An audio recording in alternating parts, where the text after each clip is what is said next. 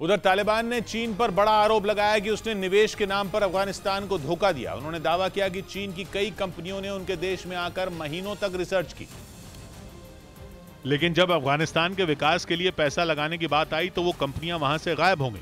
इसके बाद तालिबान का पारा हाई हो गया। उन्होंने चीन को खरी खरी सुना दी और उसे धोखेबाज तक बता दिया। तालिबान ने दावा किया कि चीन की तरफ से निवेश के नाम पर फूटी कौड़ी तक नहीं मिली, जिसकी वजह से वहां उनकी सरकार आने के बाद शुरू हुए कई प्रोजेक्ट लटक गए।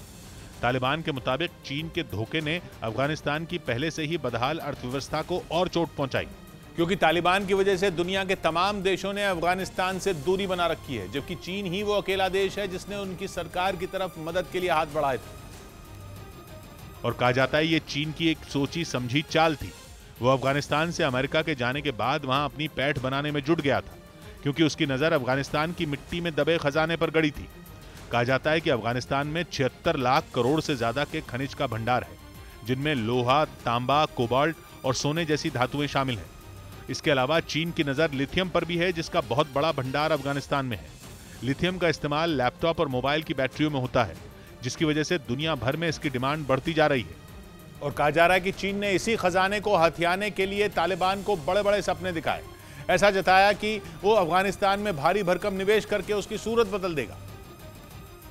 लेकिन तालिबान ने दावा किया कि चीन ने जैसा कहा वैसा अब तक कुछ भी नहीं किया, और इसीलिए वो चीन पर बुरी तरह भड़के हुए हैं। हालांकि चीन ने भी तालिबान पर यह आरोप लगाया कि वो वीगर मुसलमानों के समर्थन में बंदूक उठाने वाले एक विद्रोही गुट का साथ दे रहे हैं।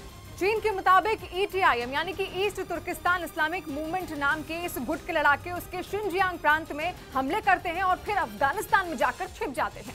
कहा जाता है कि चीन के शिनजियांग प्रांत में ही कई डिटेंशन कैंप हैं, जहां रखकर वीगर मुसलमानों पर जुल्म किए जाते हैं।